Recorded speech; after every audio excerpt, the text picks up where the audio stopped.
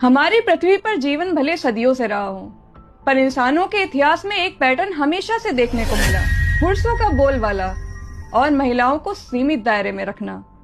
आप आज ये जो थोड़ी सी आजादी पाई हैं, ये अभी कुछ सालों पहले ही मिली है, और इस आजादी में सबसे बड़ा योगदान एक इंसान का था।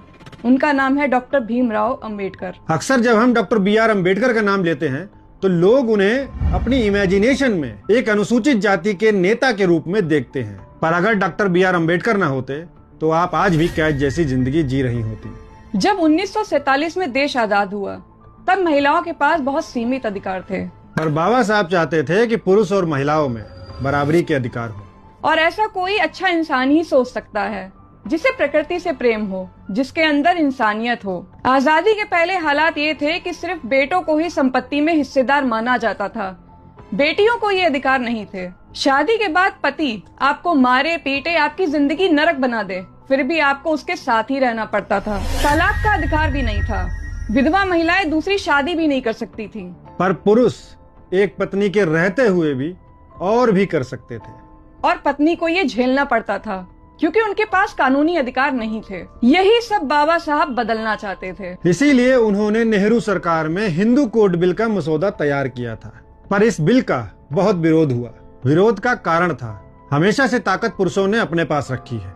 उन्हें डर था कि इस बिल से महिलाओं को संपत्ति में हिस्से का अधिकार मिल जाएगा, तलाक देने का भी अधिकार मिल जाएगा, पुरुष कई शादियां भी नहीं कर पाएंगे और विधवा महिलाएं भी दूसरी शादी कर पाएंगी। इस तरह से कई अधिकार महिलाओं को मिल जाएंगे। कुल मिलाकर अगर महिलाएं ना करना सीख गईं, तो पुरुषों का उन पर से कंट्रोल खत्म हो जाएगा। पर बाबा साहब अड़े थे इस बिल को पास करवाने में। ऐसा कई अध्ययनों से पता चला है कि नेहरू जी विरोध को देखते हुए डर रहे थे, इसीलिए इस बिल को टाल रहे थे। अब यहाँ कोई साधारण नेता होता तो क्या करता?